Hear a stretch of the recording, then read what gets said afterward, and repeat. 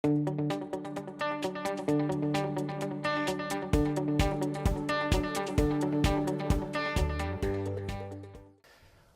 might the transition from infancy to adulthood look like today? Well, for one thing, it lasts much longer. The United Nations now considers the period of youth to last through until about the age of 28. For another thing, we are finding new categories emerging throughout this passage from infancy to adulthood. Some of you may be familiar with the category of tweenies, those who sit somewhere between children and adolescents.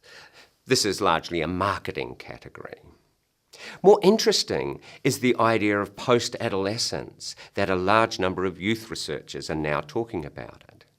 However, these researchers don't necessarily agree on what it means. For some, it means that young people are having to take on adult responsibilities at a younger age than they did in the immediate past. They are having to deal with working as well as schooling. They're making choices about their careers. They're dealing with drugs and sex and teenage pregnancy. Others refer to these post-adolescents as dependents, that is, young people who are in their 20s who are taking on many adult responsibilities, but who are still living at home with their parents. What are we to make of these differences? And how do they help us understand the transition from infancy to adulthood today? Maybe it's because these researchers are dealing with different groups of young people, so they're capturing distinctly different experiences.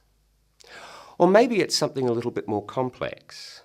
Maybe what appears to be contradictions in the research are actually revealing the way that this nice, tidy line from infancy through to adulthood that used to exist is now becoming scrambled and jumbled up and fragmented. We can suggest some reasons for this.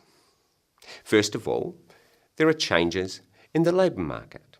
We are seeing a growing casualisation of work, of part-time work, and of short-term contracts, all rather precarious forms of employment. This creates a sense of uncertainty and makes it difficult for young people to plan for the future. It can also prompt them to seek more and more qualifications so they can better compete in the market for more stable, ongoing, and better paying jobs. So as a result, they are mixing schooling and work over a long period of time. We're also seeing changes in patterns of intimacy. Some of these associated with different understandings, new understandings of masculinity and femininity that have fed into changed expectations that people have of their partners. So we're seeing young people trying out relationships before they finally commit, what is known as serial monogamy. People will be cohabiting with others, but they will not necessarily see that as their final choice of a life partner, and so they will put off marriage until a later stage. This also is related to uncertainties associated with the labour market. And finally, what we are seeing right across the Western world are inflated housing prices, which make it very hard for young people to move out and to purchase a dwelling of their own. So where we once had a situation where the transition from infancy to adulthood was steady, predictable, and ran in a straight line, infant, child, primary school, adolescent, high school, leave school, go to work, leave home, marry, start a family, what you're now starting to see is that this is all jumbled up. That you have people staying in schooling a lot longer, post-secondary schooling, university, but also extending secondary schooling or returning to and picking up on secondary schooling a bit later on in life, while they're also managing to work.